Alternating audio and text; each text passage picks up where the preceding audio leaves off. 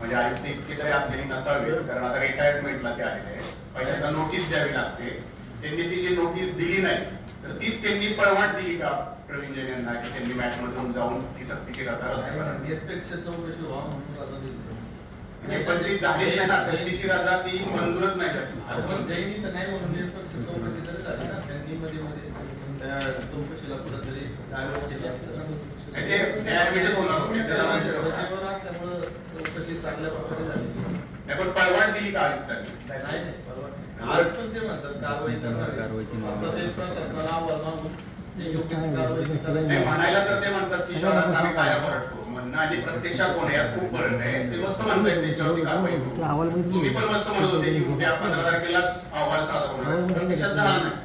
म्हणायला काय प्रत्यक्षात चुकी काय? त्याच्यामध्ये एक मोठा असं पण आहे, तुम्ही जे मांडलं की ह्या उपस्थित बोगस आहे तेवढंच आयुक्तांनी सांगितलं, वेगळं काय केलं?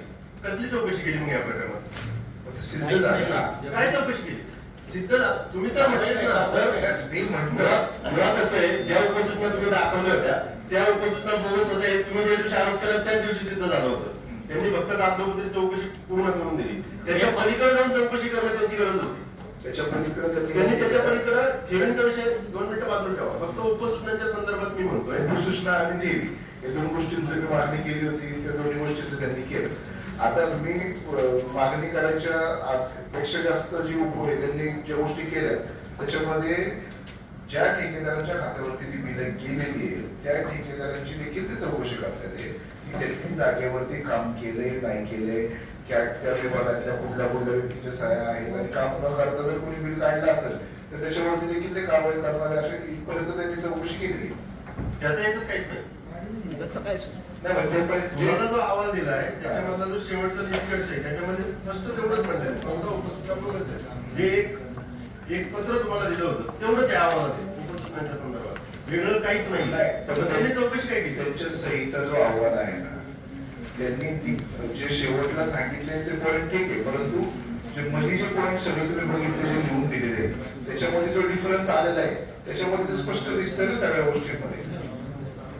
हो, आणि 52 कोटीच्या आम्ही हे केलं होत्या, त्या 52 पासून ते 60 आहेत, हे पण त्यांनीच हे केलेले.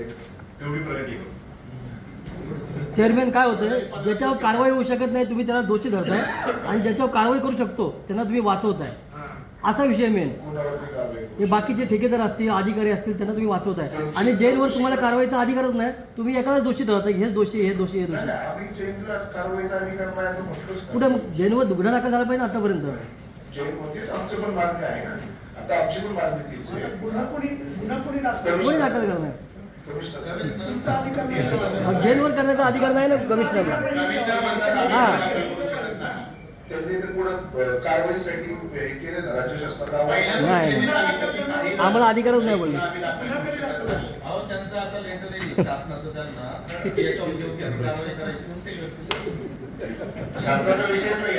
शासनाने मागितलेलं नाही, शासनाने कुठे मागितलेलं नव्हतं किंवा जनरल बॉडी म्हणून तुम्ही निर्देश दिले असते त्यांनी कारवाई केली असते.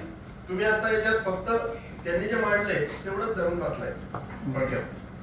मुळात पुढं काय पलीकडे काय झालं त्याचं कुणीच हे करणार नाही असं वाटतं. नाही, याचा अर्थ तुम्ही जे काही घडलंय त्याच्या पाठीमागं ते सगळं बाजूला ठेवलंय, त्याच्यावर तुम्हाला काही करायचं. 60 कोटी गेले ते तर बाजूलाच राहिले. आता 60 कोटी नाही 300 कोटी. तुम्हाला वाटलं का ठेकेदारांचा काही दोष त्यामध्ये आहे असं काही वाटतंय का 1.5 महिन्यामध्ये? आणि तुम्ही म्हणाले होते की चौकशी करून मी त्यांना ब्लॅकलिस्ट पण करू शकतो किंवा तसं मी पत्र, काय वाटतंय का तुम्हाला ठेकेदारांचे यात काही दोष आहे?